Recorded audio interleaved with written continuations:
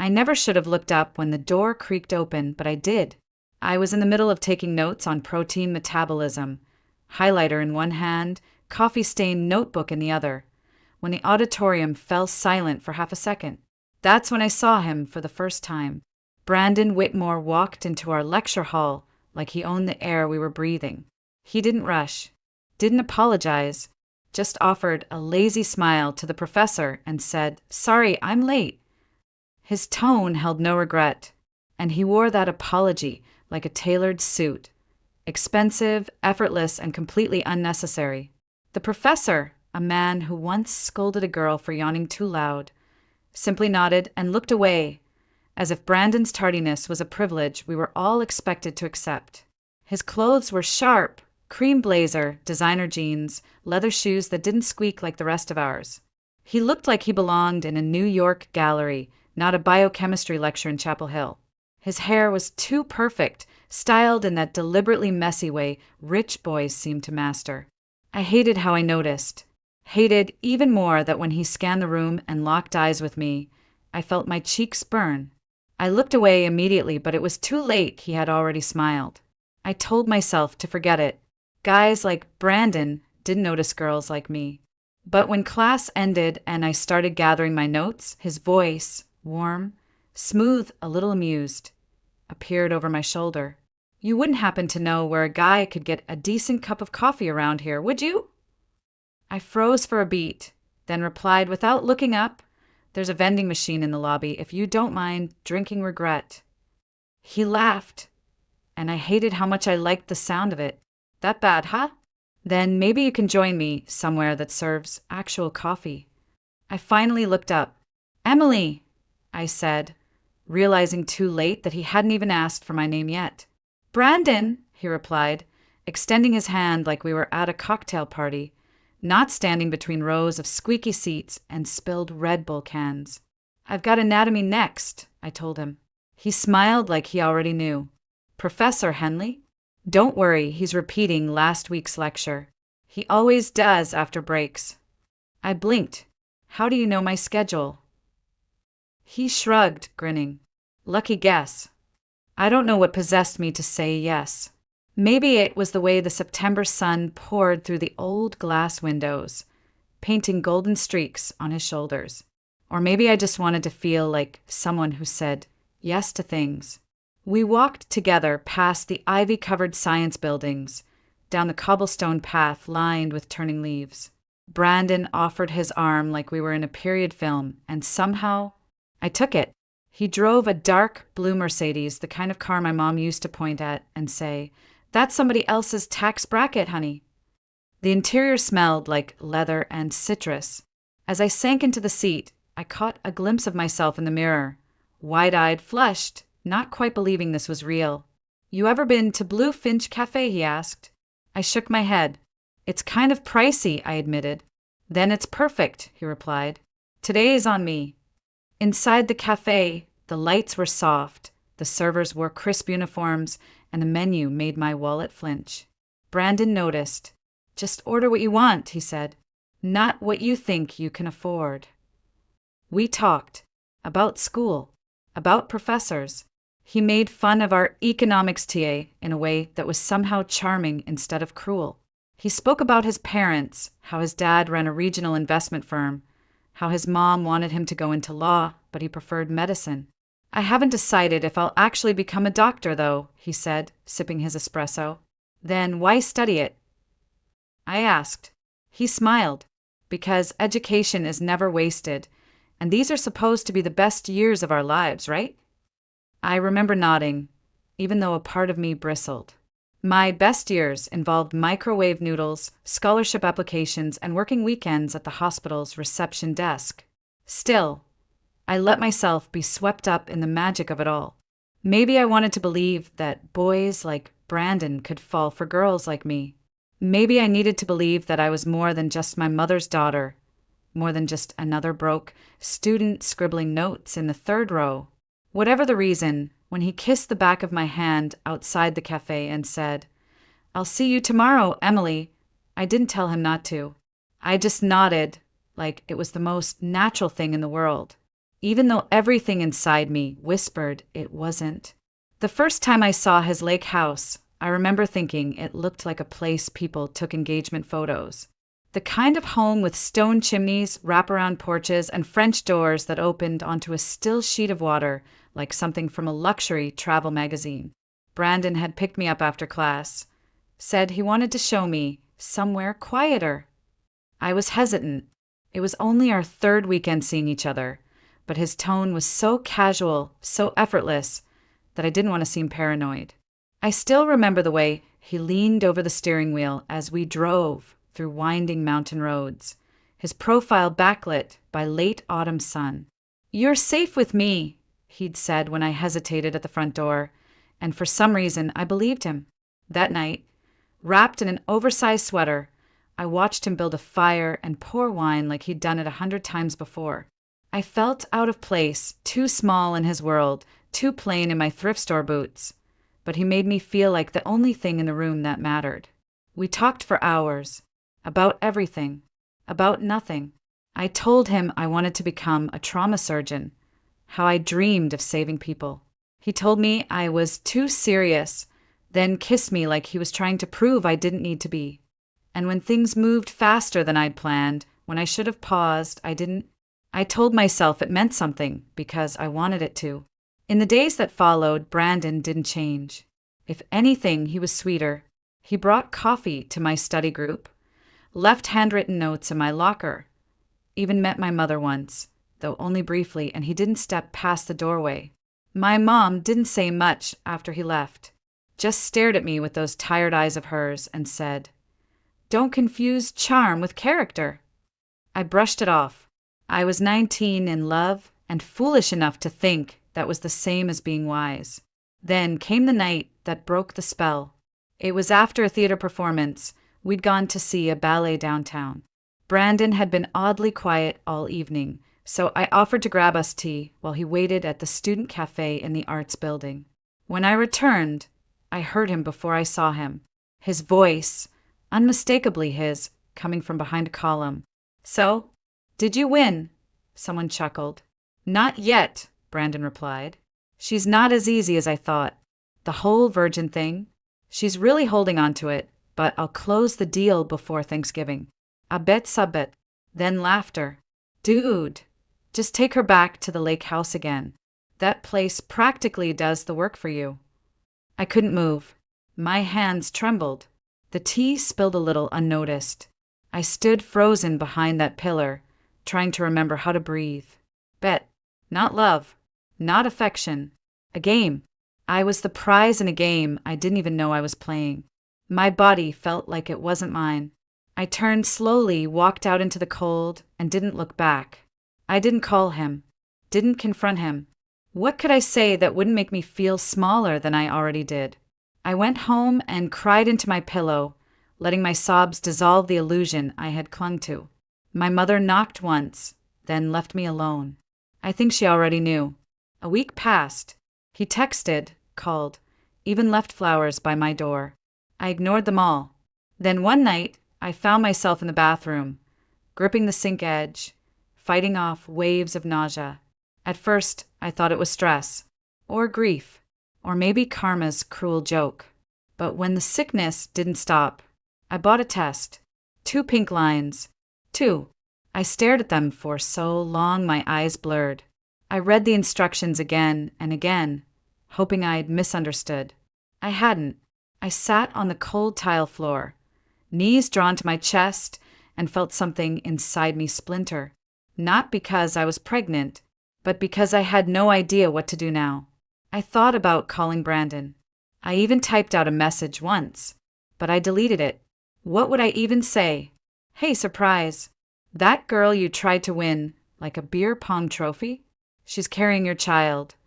No, I couldn't stomach the idea, but eventually I had to face him. And when I did, everything unraveled even faster than I imagined. I waited for him at the same cafe where we had first met. It felt cruelly symmetrical. Outside, rain drummed steadily against the windows, turning the world into a watercolor of gray and silver. I had rehearsed the conversation 100 times in my head, crafting every word like I was preparing for surgery. Clinical, precise, detached. But nothing could prepare me for how it would really feel. Brandon arrived late. He walked in like the rain was just a minor inconvenience, like this was just another casual meetup. His coat was soaked, but it made him look effortlessly rugged. He smiled when he saw me, that same confident smile that used to make me forget who I was. Not anymore. "Hey, gorgeous," he said, leaning down to kiss my cheek like nothing had happened, like he hadn't vanished for weeks. "Sorry, traffic was a nightmare." I didn't respond to the kiss. I barely smiled. He sat across from me, ordered coffee, looked at me curiously. "You look pale. Everything okay?" I nodded once, then inhaled deeply. "I need to tell you something." He leaned back in his seat, the grin softening. "All right, I'm listening." I met his gaze, steady and unwavering. "I'm pregnant." His face didn't change right away. For a second, I thought he hadn't heard me. Then he blinked once, twice, and set his coffee cup down, just a bit too hard. "You're sure?" he asked, voice quieter now. "Yes. I took 3 tests." Silence stretched between us like a noose tightening. He looked over my head, like searching for an escape hatch in the ceiling. After a long pause, he cleared his throat. "Okay, well, look, this isn't the end of the world. There are options." My stomach turned. "What kind of options?" "Safe ones," he said quickly. "There's a clinic in Raleigh. Discreet. I know someone there. You'll be in and out, no complications. You won't even remember it after a week." I stared at him, unsure whether I was hearing him correctly. "You're suggesting I get rid of it?" "I'm saying this doesn't have to ruin both of our lives," he replied, his voice inching toward condescension. "We're young. I've got med school, internships, maybe a year abroad. I'm not ready to be a father." Something in me cracked. "And you think I'm ready to be a mother?" I snapped. He raised his hands, palms out. "I'm just saying we have to be smart. Don't make this emotional." Emotional. The word echoed in my skull like an insult. "This isn't a class project, Brandon. This is a child. Our child." He exhaled sharply. "Emily, please. You're not thinking clearly. You're a student. You live with your mom. You can't do this alone." I stood up. "Watch me." He grabbed his wallet, pulled out a few crisp bills, hundreds, folded them, held them out like they were some kind of favor. "Take this. It'll cover the appointment, or baby clothes, or whatever. Just don't make this messier than it needs to be." I looked at the money like it was a pile of roaches. "I don't want your money." "Don't be stubborn," he said, pushing the cash toward me. "You'll need it." I stared at him, stunned, then whispered, "You're disgusting." He rolled his eyes, then flicked the bills onto the table, where they fluttered and landed wet in the puddle forming near the window. "Suit yourself," he muttered, "but don't come crawling back when it gets hard. And don't even think about putting my name on any paperwork. My dad's lawyers will bury it." He turned, walked out into the rain, and didn't look back. I stayed there for a while. People glanced at me, at the money soaking on the table, at the tears running silently down my face. No one said a word. When I finally stood up, my knees almost buckled. I left the money where it was. Outside, the rain clung to my skin like judgment. I walked home in silence, head down, heart shattered, but something deeper was stirring too. Not rage, not fear, something quieter. He had shown me exactly who he was, and now it was time I showed the world who I could be. The day I packed my things and left Chapel Hill, my mother didn't say much. She stood by the front door with her arms crossed, watching me load a duffel bag and a half-torn box of textbooks into the back seat of her rusted-out sedan. "You don't have to go," she said quietly, but I could see the relief in her eyes. Not because she wanted me gone, but because she knew I was making a decision she never had the chance to make. I told her I was going to Aunt Darlene's in Bloomington, said I needed space to think, to figure things out.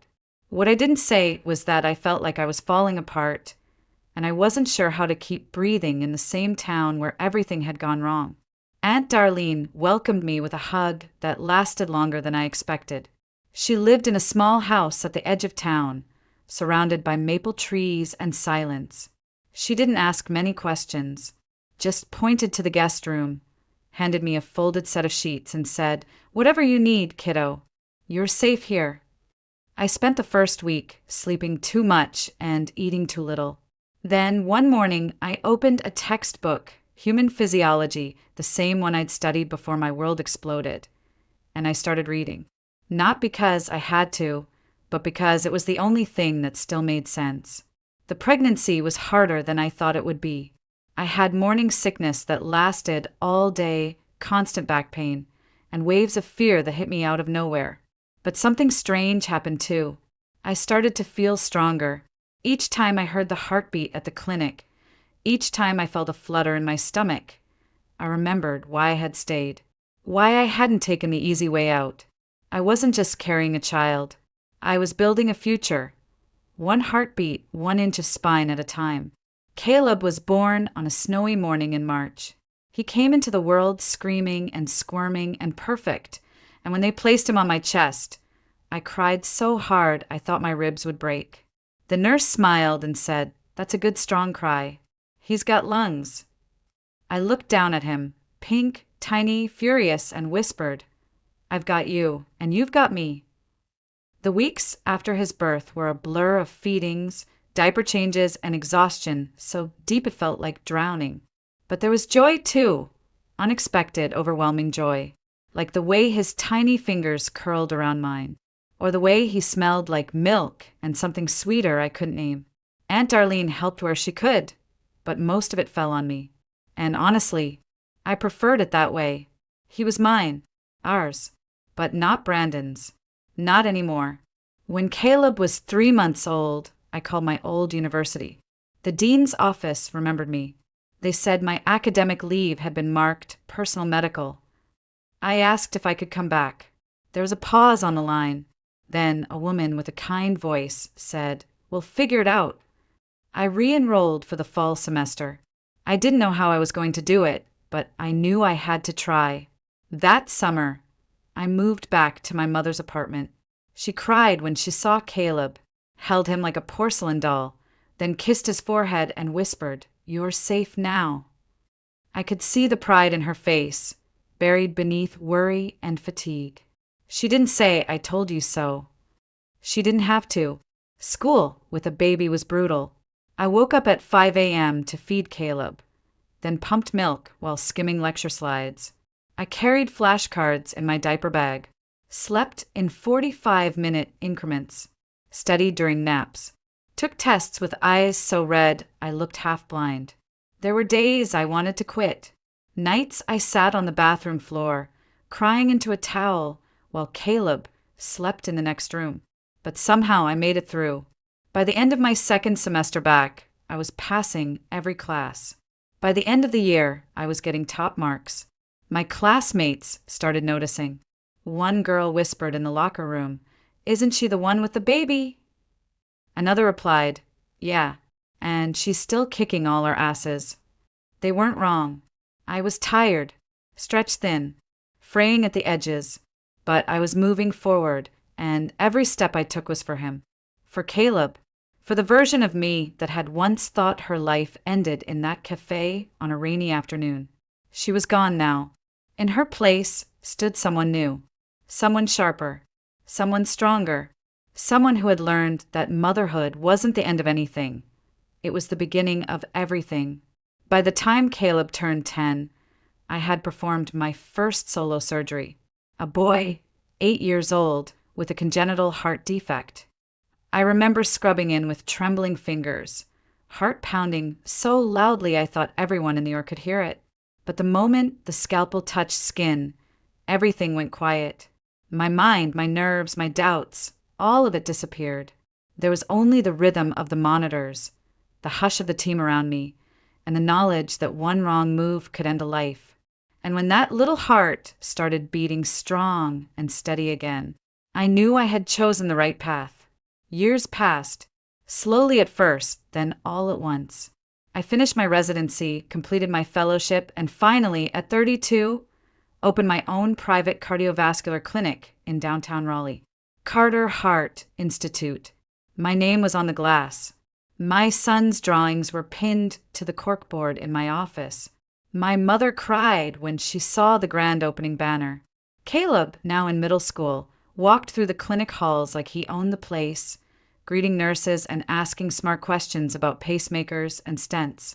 People began to notice. They said I was young to be this accomplished, that I must have had help connections. But the truth was, I had done it all the hard way, one late night, one unpaid bill, one missed birthday party at a time. I didn't care about praise. I cared about precision, about keeping hearts beating.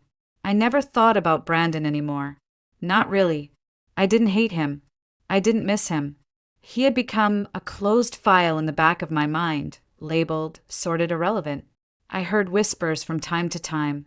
He married someone from a well-known family, worked for his father's firm, then disappeared from the social circuit after a scandal. Embezzlement, maybe. Something involving his dad's bank going under. I never checked. Some stories, once finished, don't need to be reread. But fate has a twisted sense of humor. It was a Thursday. The sky outside was heavy with autumn rain. I had just finished reviewing a patient's angiogram when Marina, my front desk nurse, knocked and stepped into the office holding a clipboard. "Dr. Carter," she said gently, "we've got an emergency incoming. Male, 38, myocardial infarction, unstable vitals. EMTs say he's crashing." I nodded, already standing. "We prepped a room." "Or two," she replied. "Also, his name is Brandon Whitmore." Time stilled. For just a beat. The room faded around me, and I was 19 again, sitting across from him as he pushed money across a cafe table like I was disposable. I inhaled slowly, then exhaled. "Page the surgical team. I'm on my way." My voice didn't tremble. I walked into or two and saw him. Pale, sweating, wires and tubes snaking across his chest. His hair, once perfectly styled, was now damp and streaked with gray. The arrogance that used to ooze from his every pore was gone, replaced by panic and pain. And in his eyes, when they opened and found mine, there was a flicker of recognition that bordered on disbelief. "Emily," he whispered. His voice was dry, cracked. "It's you." I didn't flinch. "I'm your cardiac surgeon," I said, pulling on my gloves. "Try not to speak. We need to stabilize you." "But you? How?" His words dissolved into a gasp. "Save your breath," I said calmly. "We'll take care of you." And we did. 3 hours under the lights. Every artery, every suture, every beat of his heart, held in the hands of the woman he once discarded like nothing. And I didn't hesitate. I didn't miss a step, because I wasn't doing it for him. I was doing it because I had vowed to never let bitterness dictate my skill. Because the life I had built wasn't a product of vengeance. It was a declaration of resilience. When the final stitch was in, and the monitor settled into a steady rhythm, my assistant whispered, "He's stable." I nodded. Transfer to recovery. I peeled off my gloves, my hand steady, my heart oddly quiet. I saved his life, and for the first time in 16 years he owed me everything, comma. I checked on him the next morning, not because I wanted to, but because it was my duty. As I stepped into the ICU room, I saw him sitting up slightly, propped by pillows, a thin line of sweat still glistening along his hairline. His face looked older, sunken, like life had chewed him up and spit him out. But his eyes, they searched my face with a kind of desperation that made me want to turn around and leave. "Emily," he said softly, as if saying my name might change the way time had passed. "You really became a doctor." I didn't answer. "I thought about you," he added quickly. "So many times, after everything." I kept my voice even. "We're not here to talk about the past. You're stable, and you're lucky to be alive. Your artery was nearly 100% blocked." He blinked slowly. "I never thought you'd be the one to save you." I finished for him. Neither did I. But I took an oath. He looked away, ashamed or maybe just tired. I deserve that. I didn't reply. Then he said the one thing I hadn't expected. Do I have a son? My chest tightened, but I didn't flinch. His name is Caleb. Brandon swallowed. How old? 16. He closed his eyes for a long moment. When he opened them again, something had softened. Does he know about me? No, I said, my voice flat. He knows he has a mother who raised him alone. That's enough. I'd like to see him, he said carefully. Just once. I won't ask for more. I opened my mouth to refuse, but then fate intervened. The door creaked open, and there he was, Caleb. My boy, tall now, his backpack slung over one shoulder, his hoodie slightly askew. Hey, Mom, he said, walking in like he always did after school. I grabbed your notes from the conference room. Oh, sorry. He froze when he saw Brandon. Didn't know you were with a patient. I looked at Brandon. His eyes had gone wide. He was staring at Caleb like he was seeing a ghost. And in that moment, I saw it too. The shape of the jaw, the angle of his brow, just enough of him. This is Mr. Whitmore, I said calmly. He's recovering from surgery. Caleb stepped forward and extended his hand, always polite, always composed. Nice to meet you, sir. Hope you're feeling better. Brandon took the handshake like it was a lifeline. You're very kind, he said quietly. Caleb turned to me. I'll wait in your office, okay? Go ahead, I said. I'll be there soon. When the door closed behind him, Brandon exhaled like he hadn't been breathing. He's incredible. Yes, I said. He is. He looked down, then back at me. You did that. Without me. Without anyone. I didn't respond. I didn't need to. I messed up, he whispered. I know that. I knew at the moment. I walked away. But you have to believe me. I regretted it. I tilted my head. Did you regret losing me or regret looking bad? His eyes welled. Both. I didn't soften. He doesn't need you. He's grown into someone kind, smart, resilient, without ever knowing who you were. I don't want to take anything from you, Brandon said. I thought maybe I could give something back.